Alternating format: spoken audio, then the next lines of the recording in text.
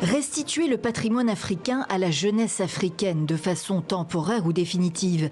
C'était l'engagement il y a un an tout juste d'Emmanuel Macron en voyage au Burkina. Le président français a fait un pas symbolique dans ce sens ce vendredi.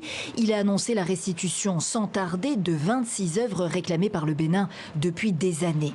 Statue royale d'Abomey, prise de guerre du général français Dodds en 1892 dont l'homme requin.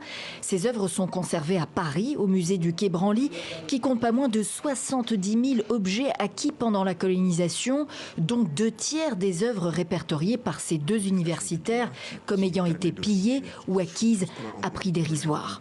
L'idée de créer des accords de coopération, c'est l'idée d'un avenir de ce patrimoine qui a passé 100 ans, 150 ans en France et qui restera pour partie en France, mais ce qui retournera doit faire l'objet d'un dialogue commun et d'un travail commun des conservateurs, des experts dans les deux pays, en France et dans chaque pays concerné. Concrètement donc, les pays africains devront être demandeurs du retour des œuvres spoliées. Le code du patrimoine devra être réformé. Il y a des outils juridiques. Les prêts à long terme peuvent servir d'outils temporaires pour déjà rendre des œuvres en attendant que la loi soit votée.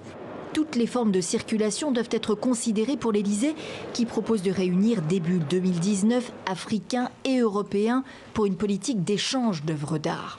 L'Afrique peut aujourd'hui légitimement espérer son patrimoine et qu'elle n'aura pas à supplier la France ou à s'humilier pour le récupérer. Un nouveau départ très attendu, alors que 90% de l'héritage culturel africain se trouve en Europe, France, Belgique, Royaume-Uni pour l'essentiel, un chiffre qui laisse songeur plus d'un demi-siècle après la décolonisation.